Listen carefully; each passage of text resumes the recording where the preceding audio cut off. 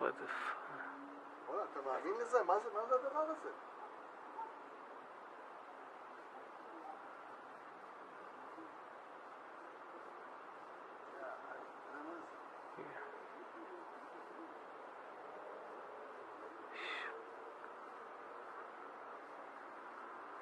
תראה, זה זז.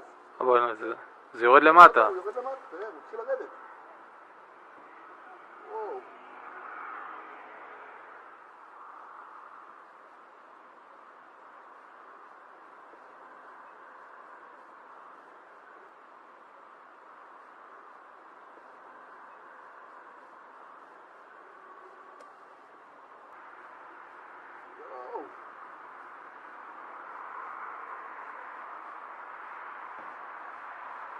וואו. וואו!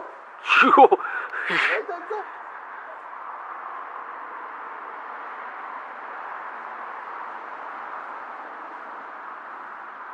יש קבוצה שלמה שם, תראה. תראה, כמה הם, מה זה? וואו.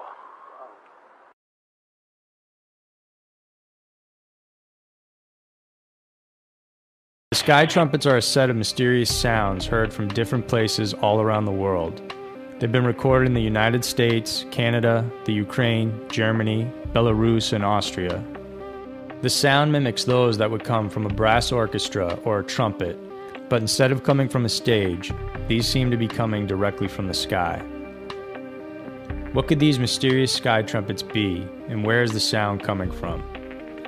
Man-made objects including telephone transmissions or even aircrafts manned by the Navy for submarine communications can cause unusual sounds. NASA also mentions that the Earth actually produces natural radio emissions and that what we may be hearing is simply a small portion of the actual power of these sounds because most are not audible to human ears.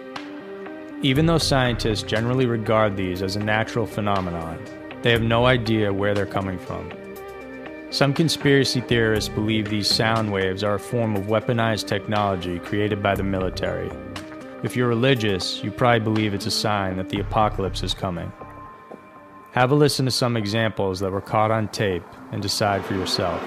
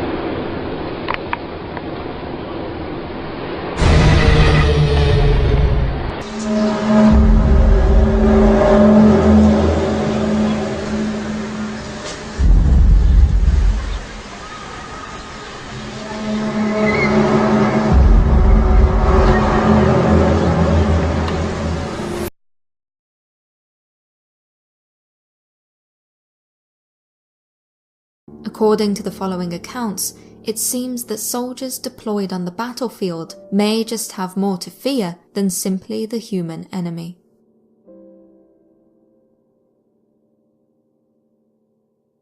A relatively recent report of a wartime monster sighting comes from an anonymous US Army Special Forces squad member who was tracking a Taliban person of interest in the mountains of Afghanistan.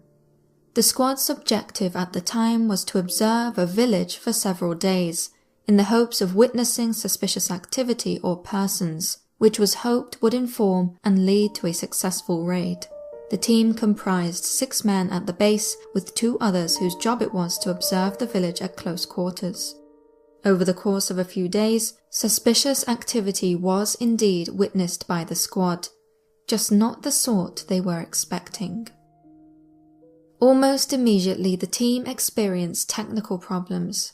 They had trouble maintaining radio contact due to static. Believing the magnetic content of the rocks to be the issue, the eyewitness describes leaving the squad's base with some of the other men to reposition the SATCOM in an attempt to get a better signal. It was around dusk at the time.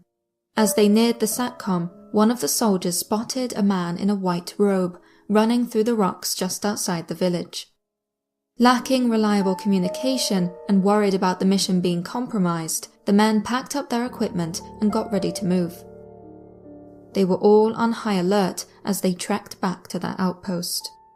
Covering their tracks as they moved through the darkness, the witness stresses the carefulness with which they retreated. Regardless, every so often he claims he would catch a fleeting glimpse of something white moving in the distance.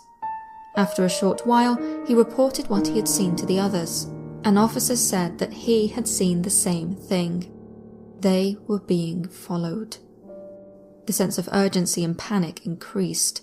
They were a small unit, completely exposed, without means of communication. Not only that, the witness reports that everything felt strange. The air felt heavy and sort of sweet. The silence hummed loudly. Now enveloped in the darkness of the night, the team put on their night vision goggles.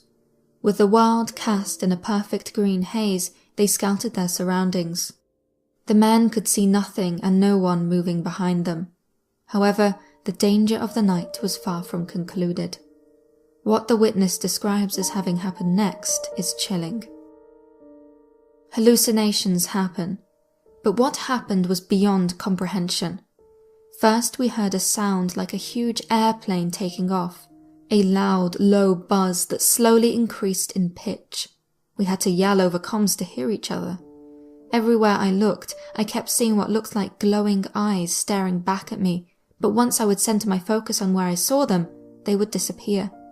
We were panicked.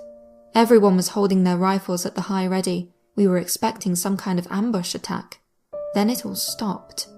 Everything got dark. The only thing I could hear was my breath and the blood pumping in my head. We stopped, dug into the side of the mountain, and performed stop, look, listen, smell for about 10 minutes. Nothing, not even bugs. The air and the land were silent. The team was thoroughly spooked and overcome with fatigue, and eager to get back to the camp. However, they were very aware that something waited in the darkness for them, something which, very possibly, had intentions to harm them.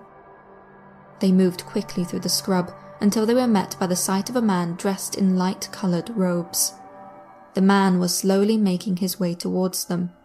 According to the witness, the way he moved was unnatural.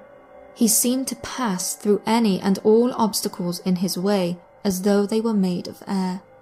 In the eyewitness's own words, he seemed to melt over and around the rocks. Through the night vision goggles, his eyes glowed. I scoped up on him and saw that he was looking directly at me. It was pitch black. There is no way he could have seen us from that distance without any kind of night optics. Suddenly, he stopped. He picked up one of his limbs and held it in the air, almost like he was waving at me. Then the arm melted back into his form, like it wasn't an arm at all, but some kind of extendable proboscis that was meant to look like an arm from a distance. I was about to ask the guys if they could see him when he suddenly disappeared. After he disappeared, the team, shaken and weary beyond words, were finally able to make their way back to base. In the distance, they saw lights flickering near the village. They all but forgot about both this and the strange otherworldly man until a few days later. According to the witness, on that very night, the village they had been observing was raided.